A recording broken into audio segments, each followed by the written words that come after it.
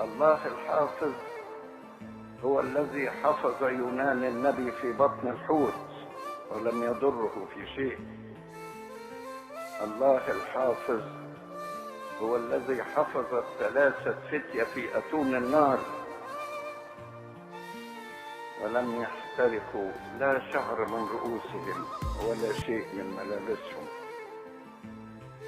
هو الذي حفظ دانيال في جب الأسود ورتل أنشودته الجميلة: إلهي أرسل ملاكه فسد أفواه الأسود.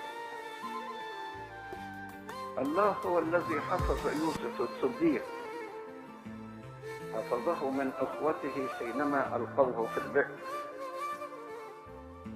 وحفظه حينما بيع كعبد في بيت فوطيفار، وحفظه حينما ألقي في السجن،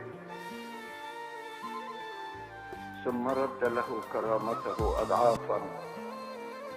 وقال يوسف لإخوته: أنتم أردتم بي شرا والله أراد بي خيرا. احنا نؤمن ان الله حافظ، يحفظنا من الشيطان ويحفظنا من الخطايا ويحفظنا من التجارب. حفظ أثناسيوس حينما ألقي للنفي 4 مرات، وحفظ يوحنا الرسول وهو في جزيرة بطمس وظهر له وأراه رؤى كثيرة. احنا نتعب كتير ان نسينا ان ربنا هو الحافظ. ده احنا بنقول حتى حافظ الأطفال هو الرب.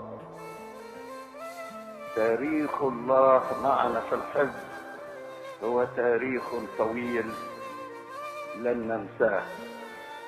يا ريت كل واحد يجلس إلى نفسه ويتذكر كم مرة ربنا حفظه فيها،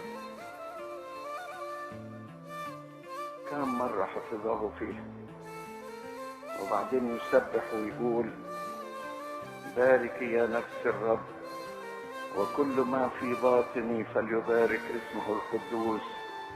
بارك يا نفس الرب ولا تنسي كل حسناته.